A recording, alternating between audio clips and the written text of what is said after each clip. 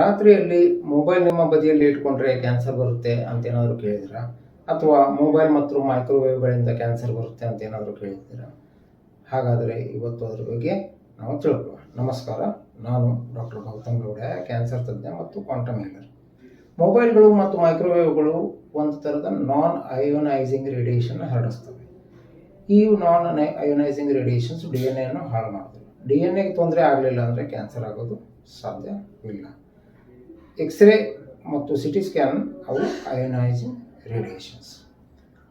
ಇದ್ರ ಬಗ್ಗೆ ಎಲ್ಲ ನಾವು ಭಯಬಿಟ್ಟು, ನಾವು ವಿಜ್ಞಾನವನ್ನು ನಂಬಿ ವದಂತಿಗಳನ್ನು ಬಿಟ್ಟು ನಿಮ್ಮ ಆರೋಗ್ಯವನ್ನು ಮೊಬೈಲ್ಗಿಂತ ಹೆಚ್ಚಾಗಿ ಗಮನಿಸೋಣ.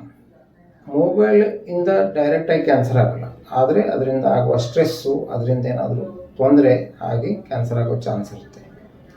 ತಪಾಸಣೆಗೆ ಹಾಗೇನಾದರೂ ಸಿಂಪ್ಟಮ್ಸ್ ಆದರೆ ತಡ ಮಾಡೋದು ನಮಗೆ ವಿಪತ್ತು ತರ್ಬೋದು.